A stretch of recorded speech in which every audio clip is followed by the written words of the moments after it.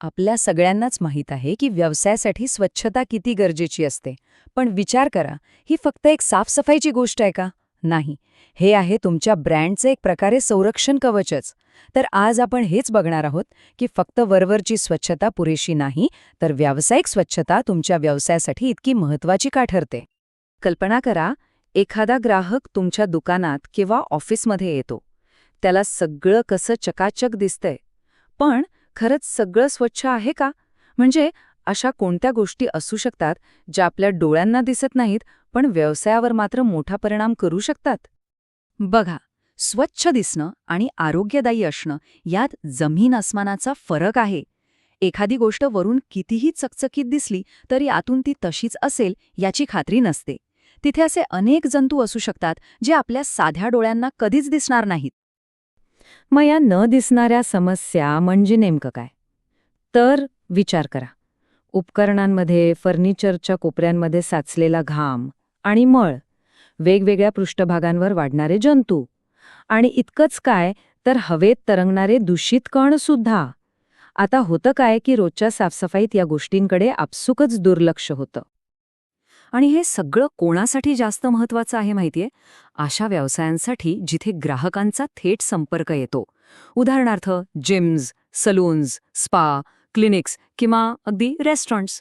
ह्या ठिकाणी तर स्वच्छतेचा दर्जा म्हणजे थेट ग्राहकांचा अनुभव आणि त्यांचा तुमच्यावरचा विश्वास. चला, आता बघूया की स्वच्छता आणि आपल्या व्यवसायाची प्रतिष्ठा यांचा नेमका काय संबंध आहे. हे वाक्य आहे ना, हे खूप महत्वाचं आहे.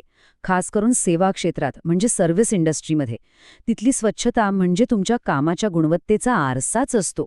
विचार करा, जर जागाच स्वच्छ नसेल तर मिळणाऱ्या सेवेबद्दल ग्राहकांच्या मनात शंका नाही का येणार? आणि मग होतं काय ते बघा.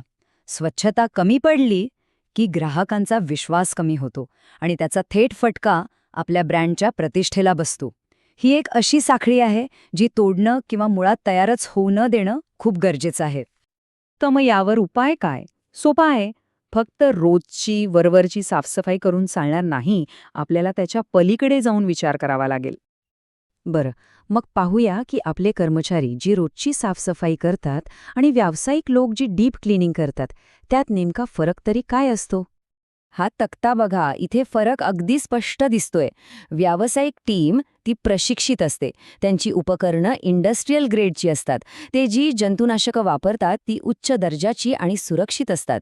आणि सगळ्यात महत्त्वाचं, जिथे रोजची साफसफाई पोहोचू शकत नाही त्या प्रत्येक कोपऱ्यात ते पोहोचतात. ठीक आहे. तर ह्या व्यावसायिक सेवेमध्ये नेमकं काय काय येतं ते जरा सविस्तरपणे बघूया. व्यावसायिक सेवेची खरी ताकद 3 गोष्टींमध्ये आहे. एक म्हणजे प्रशिक्षित टीम, ज्यांना नक्की माहीत असतं की कुठे आणि कसं स्वच्छ करायचं. दुसरं म्हणजे शक्तिशाली इंडस्ट्रियल उपकरणं जी अगदी खोलवरची घाण खेचून काढतात. आणि तिसरं प्रभावी पण सुरक्षित जंतुनाशकं. आता खरं सांगायचं तर ही सगळी साधनं सहसा आपल्याकडे उपलब्ध नसतात, बरोबर ना?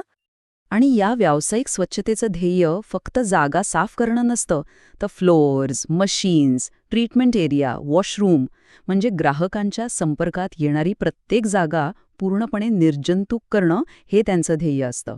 इथं प्रत्येक इंच महत्वाचा असतो. तर मग या सगळ्याचा व्यवसायाला आणि ग्राहकांना काय फायदा होतो हे आता पाहूया. जेव्हा व्यावसायिक स्वच्छता होते ना, तेव्हा ग्राहकांना तो फरक लगेच जाणवतो. त्यांना ती जागा फक्त स्वच्छ दिसत नाही, तर ती ताजी वाटते, आरोग्यदायी वाटते आणि साहजिकच यामुळे त्यांचा अनुभव खूप चांगला होतो. आणि ह्याचा व्यवसायावर काय परिणाम होतो? सोपा आहे. एक सुरक्षित, आरोग्यदायी वातावरण तयार होतं, ज्यामुळे ग्राहकांचा विश्वास वाढतो आणि शेवटी आपल्या ब्रँडचं संरक्षण होतं. बघा, ही एक सकारात्मक साखळी आहे जी व्यवसायाला पुढे नेते.